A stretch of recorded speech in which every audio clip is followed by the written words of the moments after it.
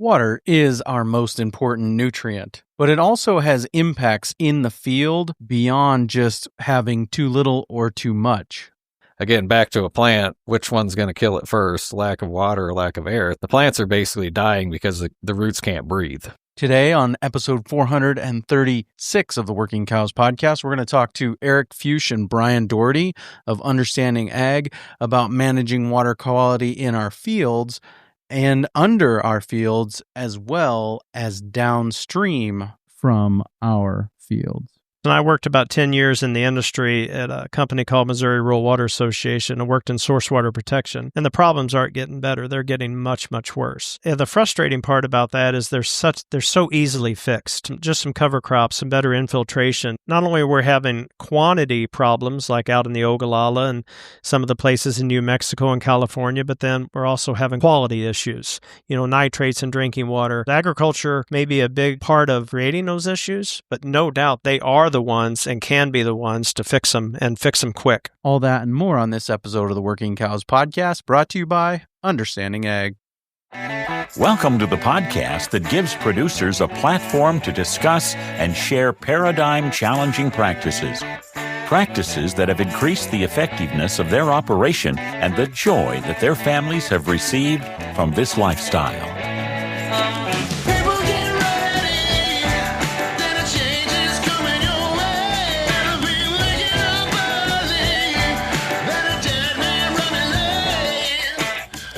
Howdy, everybody. It's Clay Connery, host of the Working Cows podcast. Very excited to be joined once again by Eric Fuchs and Brian Dougherty, both of them members of the team over at Understanding Ag. And we're going to talk to them about the water cycle today, one of the 4 ecosystem processes that we are seeking to influence through the 6 principles of soil health and the 3 rules of adaptive stewardship. And we're going to talk about the ins and outs of the water cycle under our operations in the soil and in the water table and all of those things, but then also about the challenges facing agriculture as it relates to the way that our management impacts the water cycle or the water quality of those downstream from us, our city neighbors and cousins. And so we'll have that conversation with Brian and Eric right after a word from our sponsor today, Understanding Ag. As farmers and ranchers, we've all heard pitches from ag consultants about the next great new product that will increase our yields, pounds, or animal performance. And each of those silver bullets comes with a price tag that you pay year after year, taking more money out of your pockets and putting it into someone else's. Our friends at Understanding Ag aren't out to sell you anything, but the knowledge to grow healthier soils, plants, animals, and profits. Their goal is to help you become your own best manager, a short-term client, but a long-term friend and partner on the road to regeneration. If you're still waiting for that next year that's going to be better, maybe it's time you give Understanding Ag a call. Check them out at understandingag.com. I know you'll be glad you did. Brian, Eric, thanks for joining me again on the Working Cows podcast. Welcome back. Thanks for having us, Clay. Yeah, it's great to be here. Yeah, and we're talking today about water quality and, obviously one of the 4 ecosystem processes that we're really trying to pay attention to is that water cycle and how do we manage that well. And there's a lot that goes into this conversation, but let's just start with some of the issues facing us from a water cycle perspective in agriculture. And then, we'll just start there. What are some of the issues facing us from the water cycle perspective? Well, Clay, as you know, we have so much runoff and not enough infiltration. And in a nutshell, that's driving all the system.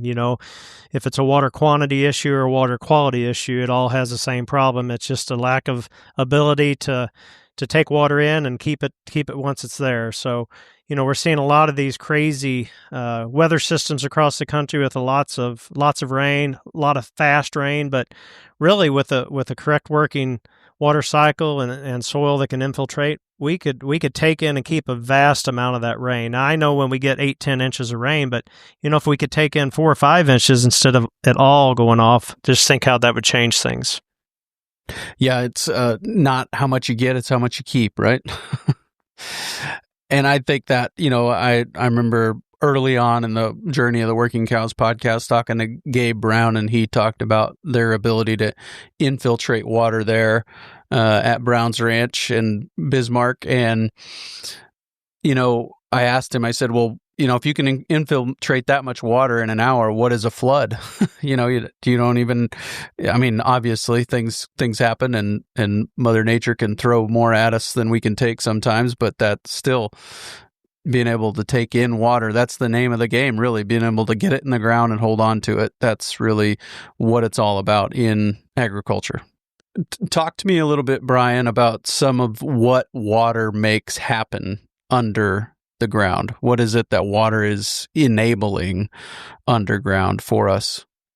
Sure. Yeah. So obviously we want to get our water to infiltrate, but once that happens, then there's a whole lot going on under the surface. So some of your, kind of the old school thinking when it comes to like nutrient uptake was a lot of that was actually driven by water. And that's true. There are some nutrients that, potassium is a classic example. If you want to get good uptake, that's driven primarily by water. So it is involved with nutrient uptake. It's involved with, providing a habitat for your microbes to live in. So we say that the soil is basically like a subaquatic ecosystem.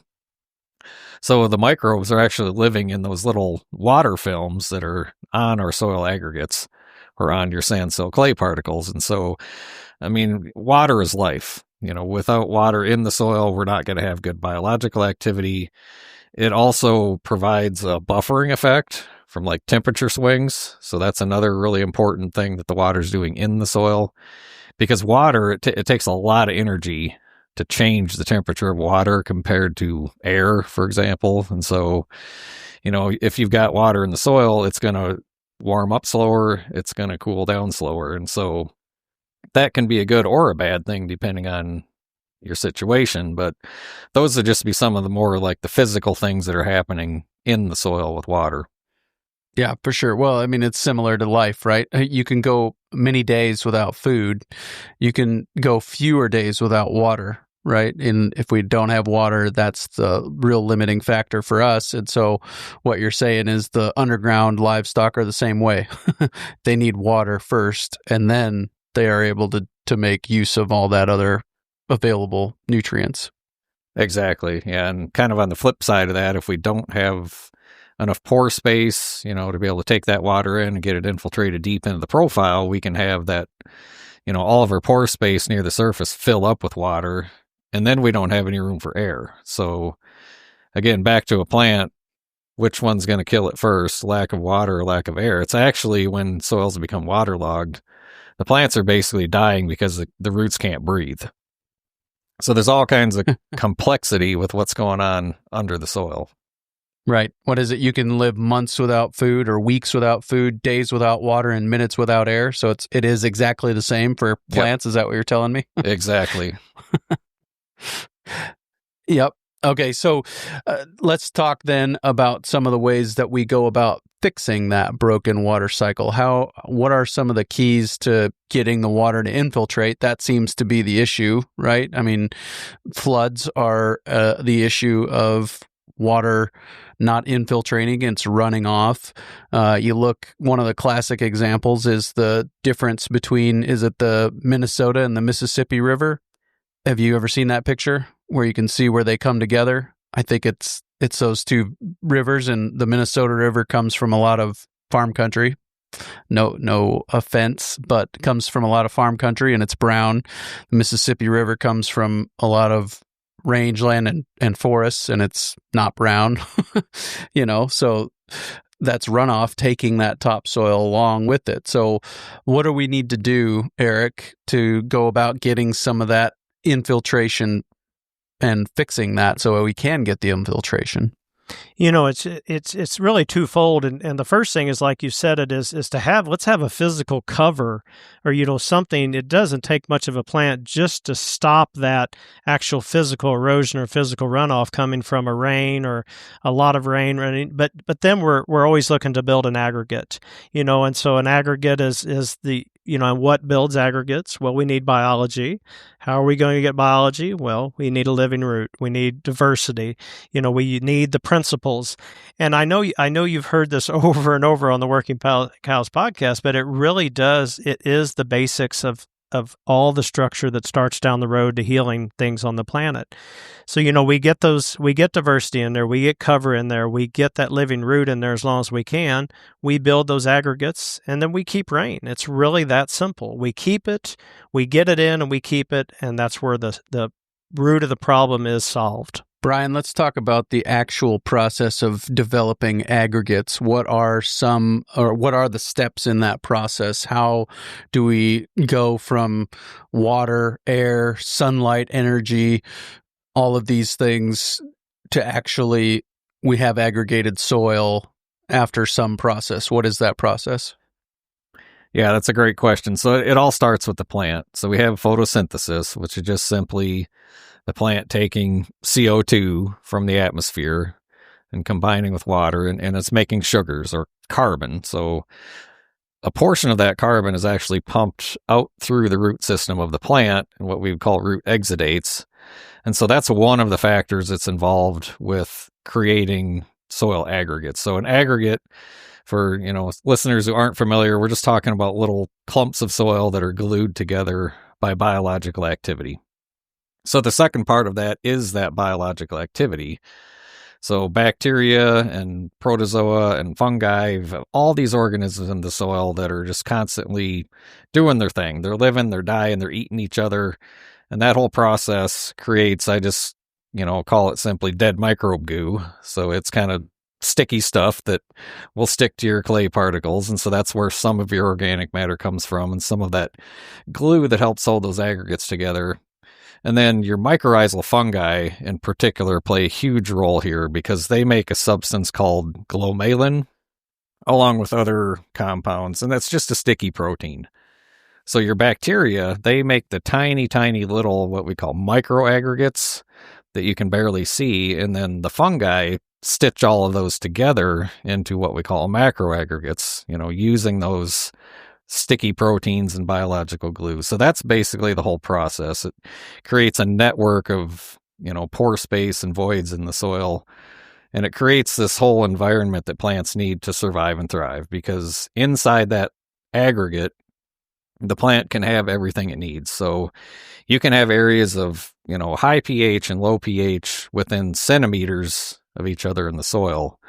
And the same thing, if you want to get into redox chemistry, that gets really complicated, but you can have high and low redox potential just right within, centimeters to millimeters in the soil. So that root can go through that aggregate and have everything it needs. It's got water, it's got air, it's got different conditions for nutrient availability. And so that's basically how aggregates form and how that works in synchrony with the plants to make the whole system work. Yeah, and this is where we start to talk about compounding and cascading effects, right? Because if you don't have well aggregated soils, then the roots aren't able to push through that compaction. And then because the roots can't push through that compaction, you don't have the mycorrhizal fungi, you don't have the ability to make the soil glues, to make the aggregates, to create the pore space, to get in the water and the air, right? I mean, that's all this stuff is connected. And that's why the 634 is the powerful tool that it is, where you start to pay attention to these things and you start to see the three rules of adaptive stewardship, and the compounding and cascading effects start to make a lot of sense, right? And Clay, what's interesting about that's why you see really no difference in low rainfall areas to high rainfall areas. We're in a 45, and last year we had 70-inch rainfall environment, and we are 2 weeks from a drought. And so it's really funny. It is definitely not about how much it's how it's taken in the soil, how it's kept, how it's stored. Because so rainfall, the amount of, now, I'm sure Fernando and people like that would look at us and say it's easy to say when you get over 3 inches, but really is, we are 2 weeks, we can have a 10-inch rain and we're 2 weeks from a drought because we move all that rain off. Yeah, but even in Fernando Falamir's case, he is continuing to increase diversity and all these things in that exceptionally difficult environment, and so he's moving the needle in the right direction, and when the rain comes, you'll be able to increase the stocking rate sooner than the neighbors who are going to have to take longer to get that water into the soil profile. Let's take a quick break and hear a word from our sponsor today, the Soil Health Academy. We've been fortunate to feature some of the world's leading regenerative ag and adaptive grazing experts on our show, and many of those experts are farmer-rancher instructors for the nonprofit Soil Health Academy. This year, you'll have several opportunities to experience and profit from attending one of their remarkable on-farm schools and workshops. Whether you're interested in learning more about diversifying corn and bean rotations to increase profitability, merging multi-species and marketing, grazing on the high plains and in northern environments, regenerative farming and ranching, or enhancing profits and production in your beef or dairy operation, the Soil Health Academy has a school for you. One of the best investments you can make is in yourself, so visit www.soilhealthacademy.org to learn more and register. Financial assistance scholarships are available. And I think also, again, understanding ag, we're going to talk shovel test. What are some of the things we should be looking for to see, hey, we're moving in the right direction, we're getting some aggregation here, we're starting to create some space for water and air? That shovel test is probably the best test there is. You could do some infiltration rings, but, to dig that shovel in and especially be able to watch and see how far that aggregation is going down. So the goal is like you've seen some of the pictures on Gabe's, is how far can we take that aggregation down? Most of us are lucky if we've got a couple inches with it, especially with a lot of cool season dominant pastures.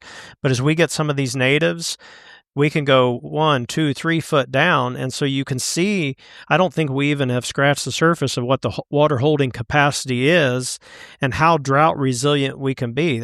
You just absolutely even out those peaks and valleys by being able to move those aggregates down and then actually be able to have the water follow it down. So the shovel test is, to me personally, is the best thing you can do to see where you're, each year, look at it each place and see how you're doing. Yeah. And Brian, what are some of the physical characteristics that we're looking for? What are some of the signs, even like I'm thinking of, and they're add to this, please, but I'm thinking of nodulation on the roots and some of those things. What are some things we should be looking for below the soil surface when we're digging that shovel test?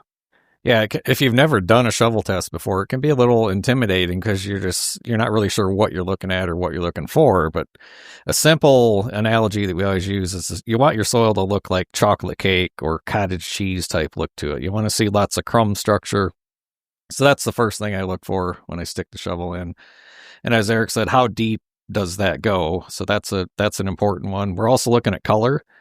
So a lot of soils, you'll see a pretty distinct layer, where your organic matter drops off pretty sharp. So you'll have maybe 2 or 3 inches of darker soil on the surface, and then it turns colors. So look for where that layer is, how deep it is, and then watch that over time. Can you move that layer deeper? Can you get more organic matter in that topsoil? So that's another important one. Another one I really like to look at is the roots of the plants. So, when you dig that up, always dig up some roots and kind of shake the soil off and see, is that soil sticking to your roots? And if it is, that's a good sign. That tells us that process is working, where those plants are pumping carbon out through the root system. We want to see lots of fine root hairs. So your root should almost look fuzzy. That's a really good sign if you see that, because that tells us the process is working well. So those would be the big ones I would look for. And then we're always looking for compacted layers. So, either you can actually feel it with your shovel, or you can stick a rod in the ground and find out where that compaction layer is, and are the roots going through it. So look at your root structure. And if you see your roots go down and they go sideways, that's a dead giveaway. They've hit a compaction layer that they can't get through. And so we need to implement the principles to address those types of challenges. But those are the physical things I'm looking for with the shovel test. Yeah. And I think that, I will say that the biggest impact that the Soil Health Academy had on me was just that observation, those observational skills. Like, you go to the Soil Health Academy and you will learn. They will not let you leave until you have learned at least some observational skills on how to look at those things, how to do those things, how to do the shovel test, how to use the refractometer, how to use the infiltration ring. And they will do, I think they did a great job of picking spots where they could go and say, okay, here's a good, or here's something that's at least better than something right across the fence. And you can see the difference in the infiltration ring and the shovel test and all those things. So I think that's a really, really strong argument for why people should be looking for an opportunity to get to Soil Health Academy sooner rather than later, right? I'm a big fan of SHA, yes. Yeah, I'm glad you brought that up, because that's a great way. If you're not really sure how, what should your field look like, go find, go to the edge of the field in a ditch, a buffer strip, the edge of the woods, whatever, find some undisturbed area and stick the shovel in there, and then compare that to your field and see how different are they? Or, over time, what we're trying to do is to get the soil in your field to look like the soil that hasn't been disturbed. And it is achievable. It just takes time to get there. Yeah. Go ahead, Eric. I was just saying the observation skills, and I know you run into it, Clay, when we move livestock. If we would just take 10 more minutes just to look and notice of what they eat and how they're moving across the field, and even folks that do a lot of adaptive grazing, we just get in a hurry, we run out there and move them and we leave. How many people get off the tractor and dig around and look how things are looking? It's just, it doesn't take much time, but it does take time. And to be able to get in the habit of actually looking at your surroundings, looking what's out in front of you, it is amazing what you'll see and how it changes your overall picture of the way things are and the way they can be.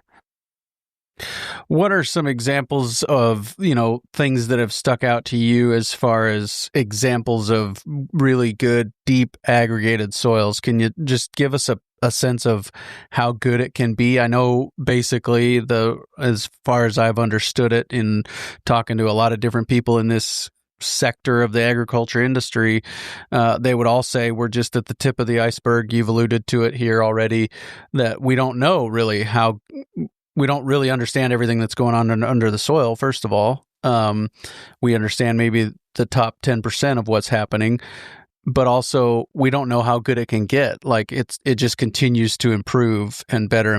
But what are some of the more remarkable examples you've seen as far as depth of soil aggregation? Normally, see if Brian says, normally it's when you go over in the road ditch and see the difference with no management. But I don't know that I've seen anything, when you see some of the natives and you can find some pastures, even some poorly grazed natives sometimes out in Kansas and different places, it is amazing how deep that aggregation is going to go. And, it's going to go as deep as those roots, especially when you start getting adaptive grazing and correct grazing management, it is going to go as deep as those roots will go. So that's probably when I get it on some of these places where a lot of the natives haven't been played out, and still or doe, that's where I've probably seen the best. And again, if you can go over in the road ditches and stuff like that, it's nothing to see, 8, 10, 12 inches of really good aggregated soil. Once you see it, you just can't unsee it. It's crazy. You'll dig out in the field and you're like, oh, well, this doesn't look too bad. And then you'll go over to the edge of the ditch or something, and it will just blow your mind how the unmanaged the unmanaged stuff is just so much better. So a little bit of a long no answer there, but yeah, I think you know what I mean. Yeah. Well, it's better than saying it depends. But I'll just have to say one thing for Brian. I don't think we have a clue how much we have degraded this land and how much we can go the other direction. I mean, there is, as deep as those natives or as deep as those plants are going to go, theoretically, you can aggregate all the way down that far. So I don't think we have a clue how far we can do. Yeah, I was just going to say our best indicator for that, again, is that infiltration test. That's the one that really opens people's eyes. A couple of years ago, we were doing a soil health academy up in Minnesota, and I know I pounded the ring in and just started adding water, and we were timing it, and you could just see people's jaws kind of hitting the ground. Like, it took 6 inches of water in like 4 minutes. And people had, I'm sure most people had just never seen that before, and you don't even think it's possible until you actually see it, because according to the textbook, that's not possible. But you're standing right there watching it happen. So that's the one that really opens people's eyes. Sure. Yeah. And that's, again, pore space. There's room for that water to go down in there, and it just goes, right? Yeah, so I guess take a little bit of a turn here and talk a little bit about how this impacts our non-agricultural neighbors and some of the responsibility that we have as those who do manage the majority of the landscape, really North American for sure.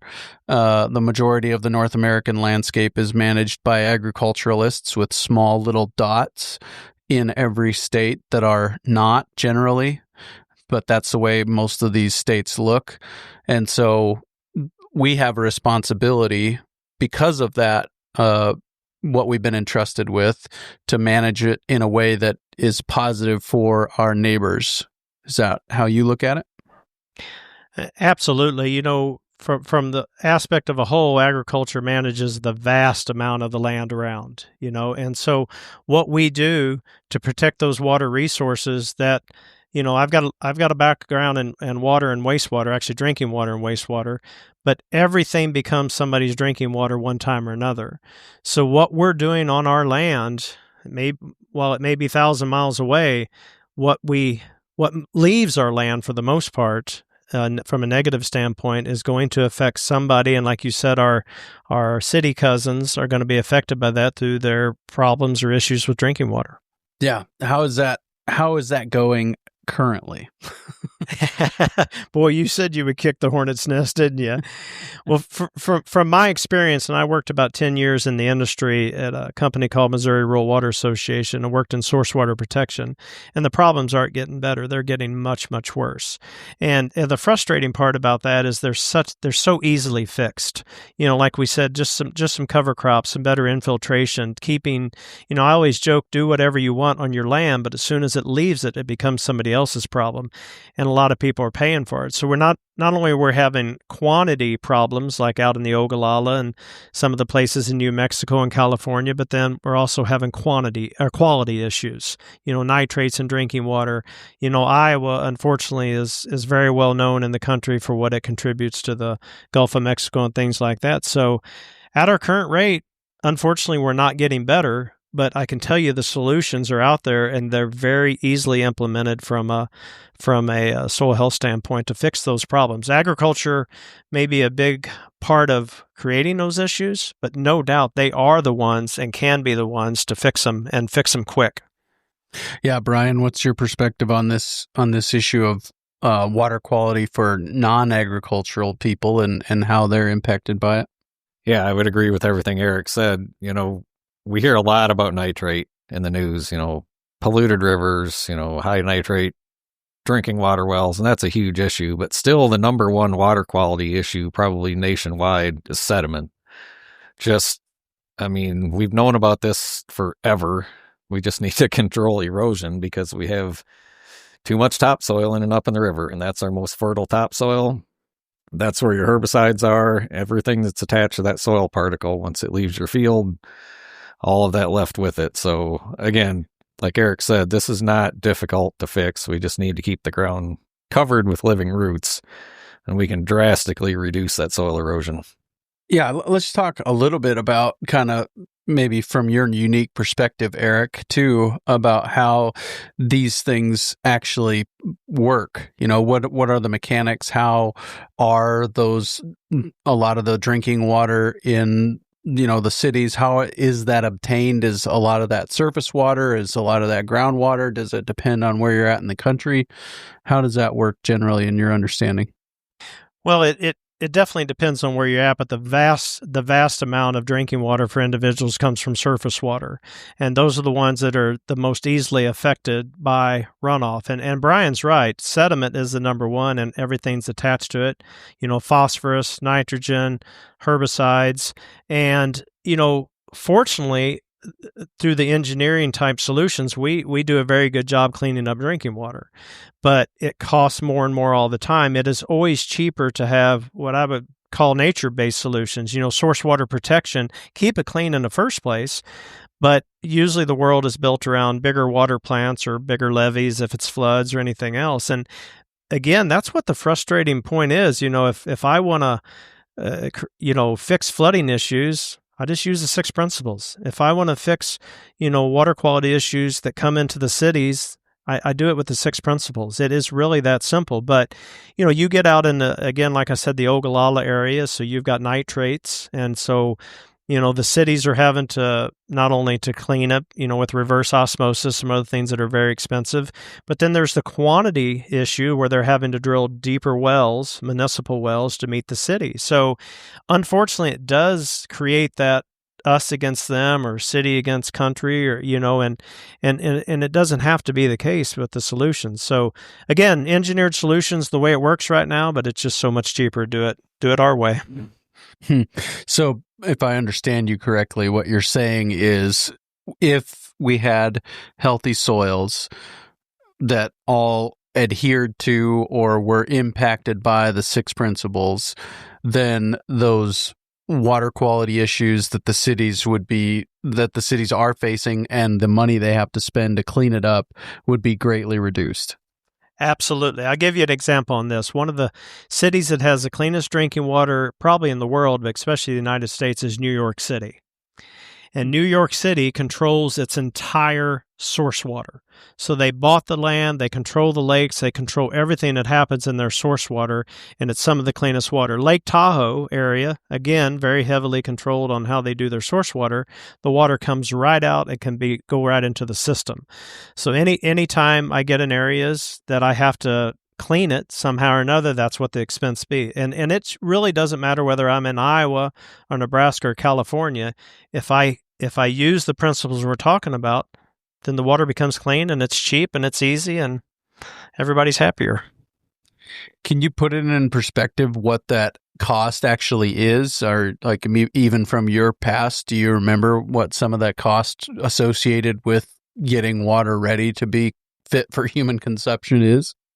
It's hard for me to go down to an individual, but I got some great examples. I had worked a little bit in Springfield, Illinois, Decatur, Illinois, in the Decatur Lake there, and they had a $60 million dredging project, and my numbers may be off a little bit, and a $40 million upgrade to their water plant. So they were going to spend $100 million, and it was because of nitrates and its sediment that is filling in the lake.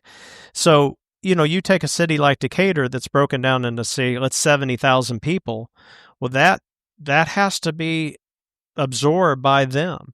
You go to Iowa. Des Moines, Iowa was spending $7,000 a day on a nitrate removal plant because of the water that was coming down to Des Moines and Raccoon River. So, $7,000 right then, that is extra that would not have to be used in that. So the individual is footing a lot of the bill on problems that could be easily fixed. If those numbers are close, that's a $100 million project for Decatur, Illinois, with 70,000 people. The back of the envelope math says $1,428.57 a person. Yes, and those type of things are happening all over. They really are. When you have a city out in Nebraska that's going to have to drill a new well to go deeper to get to water, well, that may be, $600,000-$700,000 to drill because it's different specs, it's different ways of doing it, drilling a municipal well, and those problems don't have to happen. So I know it's a touchy subject. I know we've kicked a hornet's nest here a little bit, as you said, but I think it's problems that need to be pointed out because they're easily solved. And I think it's a positive for us to be able to go into these areas and say, listen, we've got the solution here. Through education, through implementation of these 6 principles, we can theoretically save $100 million. And I know that sounds pretty crazy, but that absolutely can happen. Yeah. And I've got a guy from Wisconsin and a guy from Missouri here today, so I just want to blow your mind that the city that's 40 miles west of me and two of my neighbors, each of those three units, individuals, have wells that are 3,500 feet deep. Wow. I can go 100 feet deep and have pristine water here in the Ozarks as much as I want. So yeah, puts it in perspective. Yeah. So my personal well, I think, is 58 feet, or it's 60 feet deep. We pull from 58 or whatever it is. But the water is over 100 grains of hardness. My neighbor said, "I'm not sure how it bends to get out of the pipe."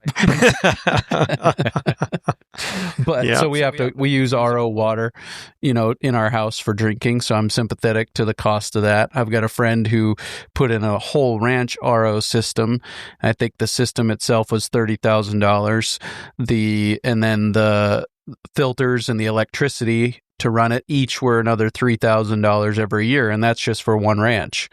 Then you start thinking about cities of 50, 60, 100,000 people, and you can see the exponential increase of that kind of expenditure that it's going to take to make that happen, right? Yeah. Like Eric said, the nature-based solutions are always going to be cheaper. And unfortunately, what we're starting to see is rather than go that route, some areas are actually taking that engineering approach that cities have traditionally done to clean up their water, and they're starting to apply that to ag ground with things like saturated buffers and bioreactors, trying to remove the nitrate before it gets to the river, which they work. But again, it's very expensive. It's treating a symptom rather than addressing the underlying cause of the problem. And it's just, we're never going to be able to engineer our way out of a water quality problem, in a large scale. The fact that they're using a bioreactor makes me think that they actually understand the problem. It is a biological issue, right? Exactly. We had biology. Yeah, and that's how they work. It's a biological process to remove the nitrate, but if we had the principles in place, we wouldn't be losing that nitrate to begin with. So you'd have the biology in the soil that could fix the nitrogen out of the atmosphere, right? Exactly. Yep. One of the things that you said was that this can be done quickly, or it is possible on a reasonable time scale. And I think that's one of the things that, at least from my perspective and the way I think about these things is, these are insurmountable issues. And this is, affecting the water recharge rate of the aquifer is just beyond our ability to fix in our lifetime. So is that true? Is that correct in your understanding? From a surface water standpoint, it can be fixed so quick. Like we said, you just keep the ground cover with a single species cereal during the winter in Iowa and stop that physical, erosion and things like that, and tie up a little nutrients. Surface water can be cleaned up very, very quick. Groundwater is going to take a little longer, because of the time of travel, nitrates, things like that. But the first thing is to stop it, and so nitrates based off wellheads and planting certain species or certain management around wellheads. I know Brian's dealt with this. You can clean it up fairly quick. Now, the phosphorus and legacy phosphorus and stuff like that, I think there's a lot of maybe questions of how quick that can be done or how it would be done. But the first thing is, let's just stop any more coming into first. And that's the first thing. And once you do that, nature is very resilient to be able to clean itself up. The soil is very resilient. And I think it can happen very, very quick. And I'm saying on surface water, 2 or 3 years. Easy. Brian, do you have any perspective on the groundwater side of that, or? Yeah, that's definitely going to take longer. I remember when I was a kid, so I grew up on a dairy farm, and this was 40 years ago. Our well was like 160 feet deep, and it was high nitrate 40 years ago. So this is a problem that's decades in the making. So we're not going to fix this overnight. And the only solution at that point is just drill deeper and find some water that's not high nitrate, because it hasn't gotten to that point yet. But you can only kick the can down the road for so many years doing that. So we have to fix the problem at the surface and prevent that nitrate from working down through our deeper groundwater to begin with. And it's entirely doable. Anecdotally, I've heard stories of people, that are testing their well every year, and they do a wellhead improvement project, and within several years they're seeing some improvement already. So it can be done. It's going to be a bigger challenge, and it's going to take longer.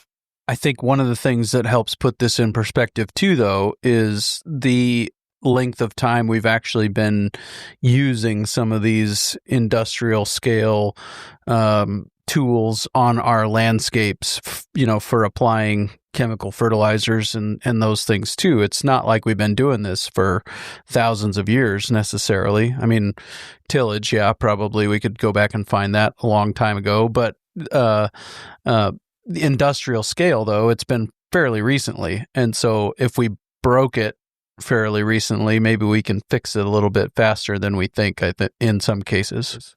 Yeah, I have no doubt we can, just with the change in management, and even just the, without getting into the 6 principles, just the overuse of nitrogen to begin with, the time of application, when we're putting anhydrous down in the fall and letting it go all winter, I mean, there are, the reason we have dead zones, the reason we have problems we do is because of just poor use as well. So, split applications, there's just a lot of low-hanging fruit that we could do besides having a living cover and a living root, just by managing what we're using conventionally. Yeah. What else comes to mind on this water cycle, water quality, water management perspective? For one thing that I notice, this is a world problem. This is really, there is not a place you can't go in the world that are not experiencing the same type of problems, floods, droughts, water shortages, things like that. And again, from a heavy rainfall environment, it's easy for me to say, but those type of problems all start with the soil. And what happens after that? Then we have famine, and we have unrest, and we have a lot of other, as you would say, compounding effects that come from that. And that's always what, to me, was cool about finding the Understanding Ag, the principles, is that it's like I felt like I found the basic solution to a lot of problems. And granted, water quality was just kind of the end I went in on, but as you look more, these are world problems, but the solutions are all the same. Yep. Brian, anything else to add there? Yeah, I think it comes back to education. We talk about that a lot at Understanding Ag, but once people understand how soil works and how aggregates form and all these, fairly simple things to understand, what you have to do to get your water to infiltrate, that can change everything. I'm going to pick on Eric a little bit here. I was driving through Missouri one day, and I was going by this farm, and it was just the perfect encapsulation of everything that's gone wrong and the engineering approach to trying to fix this. So I saw this farm, and it was, bare soil. There was erosion everywhere. There was gullies. And so they were out there putting in sediment basins, to catch the sediment before it left the farm. And they were tiling and taking the surface water away, just completely broken system. And at the very top of the hill, there's an irrigation pivot. So it's like they were creating all of their own problems, and they were spending all this money trying to fix them. So if we had more of the understanding of how that system works, just keep the ground covered, you wouldn't have to rely on that irrigation. You wouldn't have to rely on all that engineering to try to catch all of that sediment. Yeah, I think that's a good place to wrap up. I appreciate the perspective, and I just think that is, we see that all over the place, right? We see we talked about it a lot on this episode, different places where we're using engineering solutions, even biological solutions, after the fact to fix issues created by practices that are going against the principles. When we go against the 6 principles, then we're going to have to do more work chemically, mechanically, even engineered biological solutions we're going to have to go back and try and fix those problems using all these other factors that cost more and more money every year to do, right? Absolutely. And that's what we've seen just over and over. If we could just stop and hit the reset button a little bit and say, okay, why don't we just try something different here? But we're caught up in such the same solutions all the time. It's just hard it really is same stuff, different day, no matter where we travel. And it's the same reasonings behind it. Yep. Very good. I appreciate you guys' time today. Eric, Brian, thank you for joining me again. Thanks for having us, Clay. Yeah, it's great to be here. Thanks. Very good stuff there with Brian and Eric. Really appreciate them coming on to share their perspective. Very, very unique perspective with Eric and his time in rural water source water protection there in Missouri and kind of understanding it at that level. And so I really appreciate that perspective that they brought. Looking forward to the next episode of the Working Cows podcast. We'll be talking to Sean Smith. Sean is a dairy producer from Manitoba, and he is going to talk to us about how Canadian supply management and U.S. tariffs and all of those things are impacting him as a Canadian dairy producer. So looking forward to sharing that with you, coming your way real soon on another episode of the Working Cows podcast. We invite you to visit workingcows.net to subscribe to the show via iTunes or Stitcher. You'll also find detailed show notes pages, resources from our guests, and the industry leaders who have influenced them. For more ideas on putting your cows to work for you in a more profitable way, tune in next week.